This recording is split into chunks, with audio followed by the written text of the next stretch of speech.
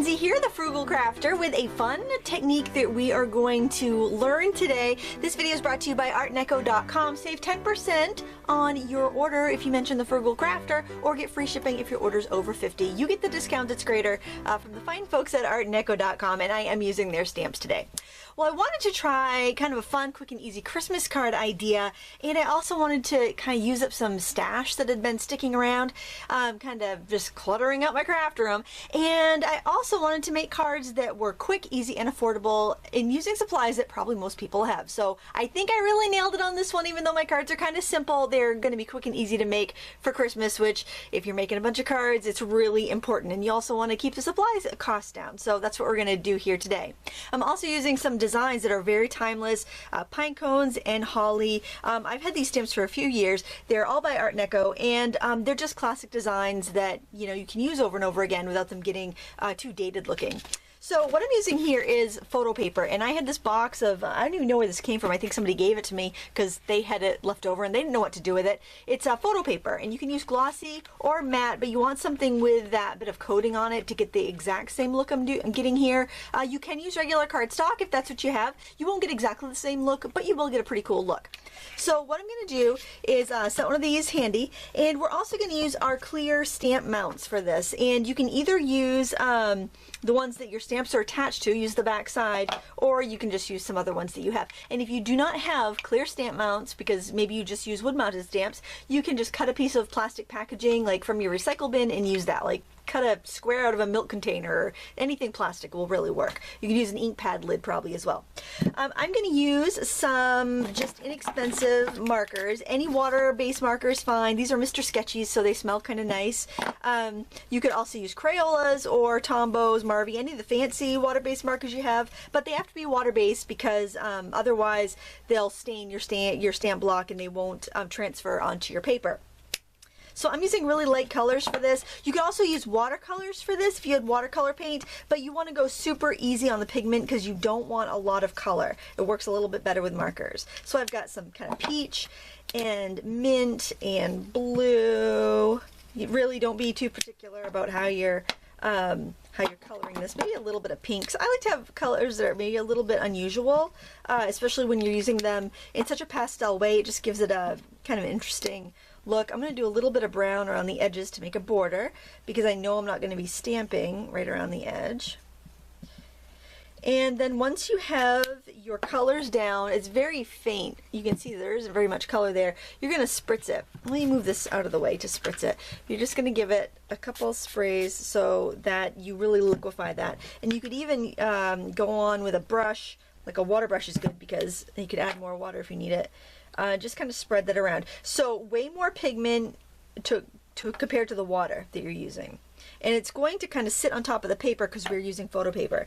Now I actually, for this technique, I prefer to set the paper down and then flip this over and press it straight down. Since there is a lot of water on there, it's going to be kind of slippery, so you just want to be careful not to slide it around. You might end up with a really cool effect if you do that, but it's best if you don't slip it around. But there we've got this really kind of cool rough edge. It almost looks like Venetian Plaster, and I think it's a really pretty look. I do have one that that slid around, I think. Oh, right here. It's still really pretty. I could use it for something, maybe even something nautical, but because I dropped the block and I had to pick it up and move it over. So you still get a really cool look. And like one of these was done with watercolor. This one was done with watercolor, so you can see you get you kind of see that area where the thicker, because of the gum arabic that's in the watercolor, it's kind of a thicker film, how it kind of sucked to the block and gave you these little, I don't know, suctiony, sloopy marks there. So it'll work with watercolors. You use whatever you have. This is why I love this technique, because it's use what you have. So then I wanted to do another one that was going to work for my my pinecone stamps, and it will take a couple minutes for that to dry because we use so much water there. So for the little pinecone one, what I'm going to do is I'm actually going to use the block that I have this on. Now, if your stamps are on a block that kind of matches their size, you can do that. This one's way too big, so I'm going to be using a smaller block for that. But I'm going to do the same colors pretty much. Get that peach, Now, if you end up going over another color and you notice that the tip of your marker is dirty, just scribble it off on a scrap paper and it will clean it. So you don't have to worry about that too much. I really think that mint and the peach look really nice together because they will cancel each other out and get a little neutral.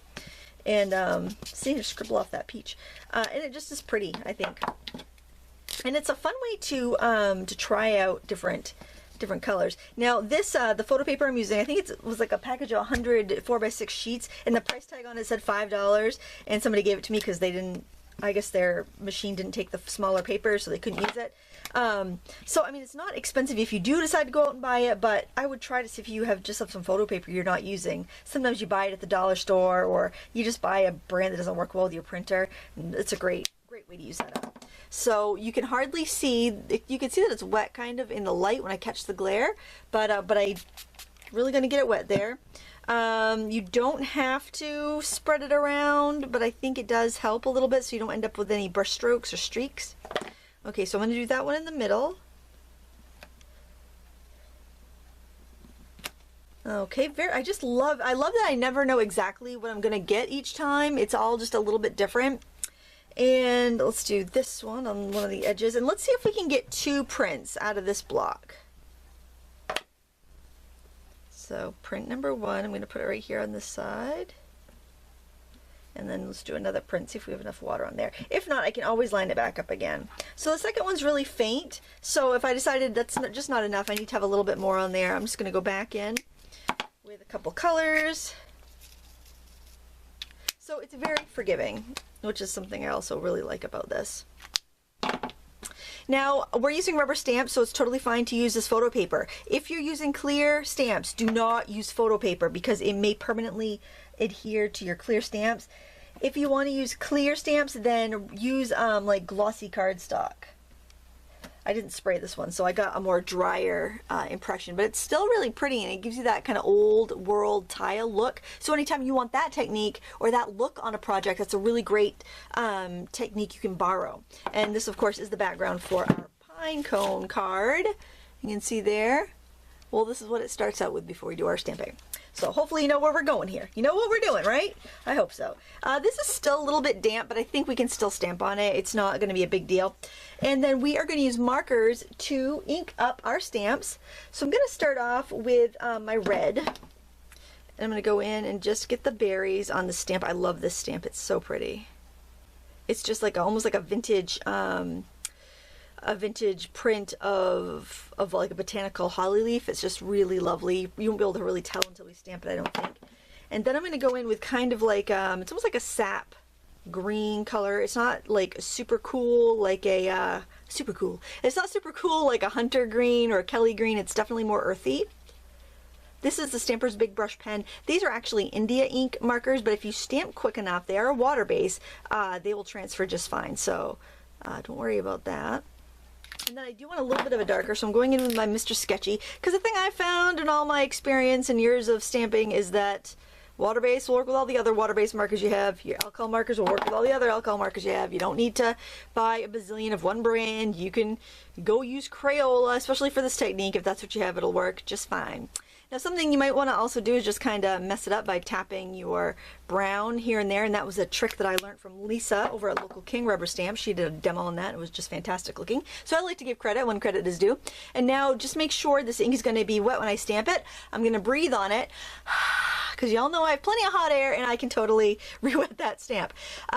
So this is a little wet. Generally, I would let it dry first, but I think we'll be fine to just stamp this, and you could do it at an angle or straight across. You just want to make sure you give that ink time to transfer. Now, here's why you don't do it with the clear stamps. If I was to hold this, a clear stamp next to this glossy surface, it would cling to it, and when I went to pull it up, it would rip a bunch of the paper, and I might never get the paper off of it, because that happened to me with a clear stamp once. So please, if you're going to use clear stamps, use a glossy cardstock from a stamp store or from a print shop. Just make sure it's not photo paper, or just use regular cardstock or Yupo paper and have fun with that way. I just don't want you to ruin any of your stamps. So what I love about this is that you don't get an absolute perfect image. You get a little bit of a kind of pocky, it almost looks like you've stamped on plaster or somebody's painted on plaster, and it's got that fresco look to it. And I just think it's a really vintage and different, and just kind of a different technique you can do quickly to make a bunch of Christmas cards. So then all I did to these, and I can't do this right now because it's wet, is I just tore the edges and mounted them on some pattern paper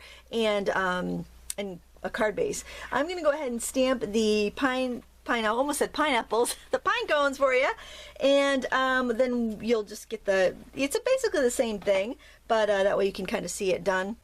I'm going to use pretty much the same colors, and when you're doing a project where you repeat the same colors, it keeps costs down, but it also speeds things up. So I could stamp all these backgrounds, and then by the time I'm done stamping all the backgrounds I need for my batch of Christmas cards, my first backgrounds will be dry. Then I could go and stamp all my hollies, and then I could go and stamp all of my my pine cones. I'm gonna say pineapple one of these times before we're done here today, just bear with me.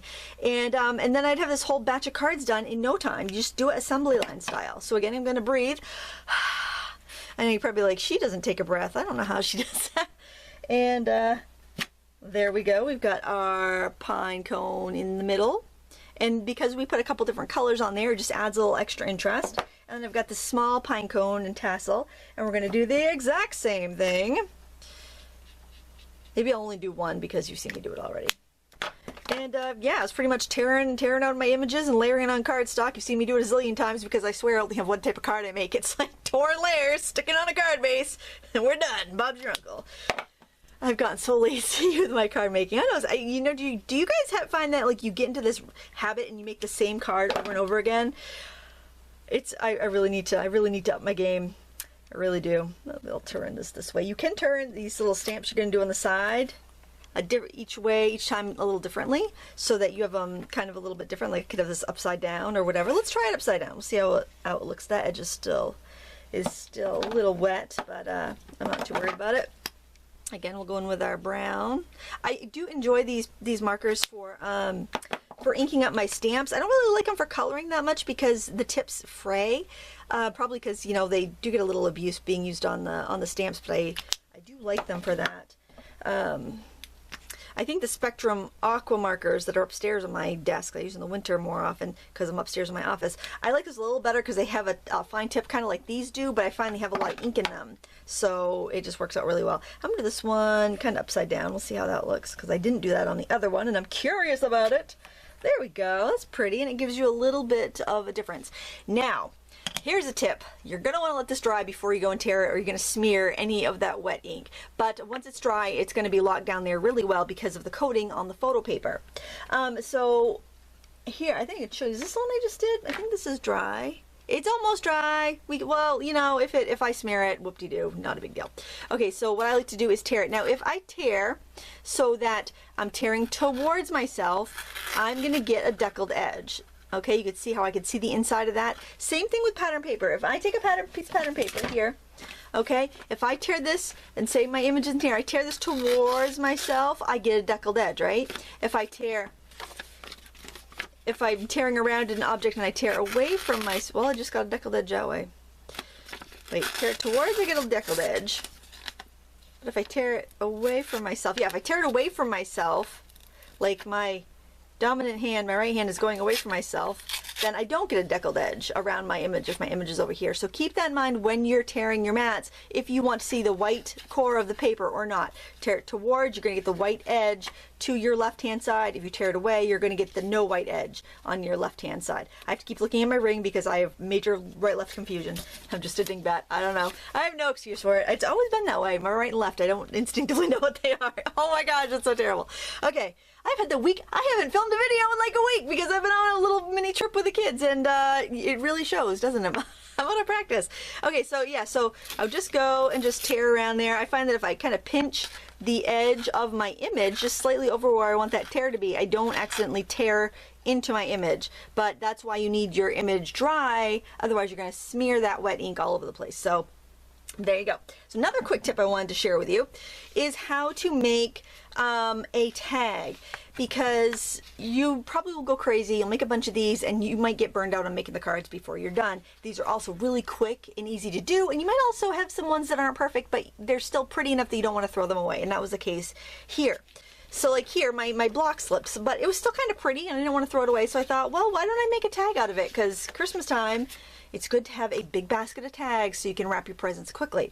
So my trick for making a big tag, because I'm not always using store-bought shipping labels, is that I mount it on a rectangle. I have my rectangle. I make sure I have enough headspace here so that I can make my tag shape and not cut into my image. So what I do is I just, without thinking too much about it, is I cut one corner. And then I'm left with this. And this throwaway part, this little extra part, I use as a template. So what I need to do is flip it so I get a symmetrical shape over here. Now you could trace it with a pencil if you want to, but tell you what, I just hold it on there, line up my corner, and I just hold it up there and cut it right against there. And it might be more perfect if I traced it with a pencil, but this works just as well.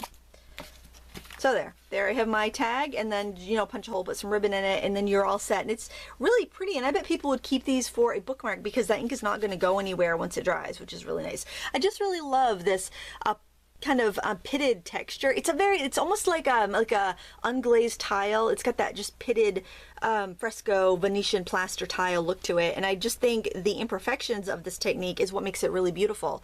And to finish up, after you've torn around your images, just layer up some pattern paper. Now I love to use those 6x6 stacks, but these are 5x7 cards, so they're not quite wide enough. So like if you were to peek behind, like this scrap of burlap I have in there, you can peek behind in there, you'll see that that strip of paper doesn't go the whole way, because I took a scrap and I tore it in half and I glued it down.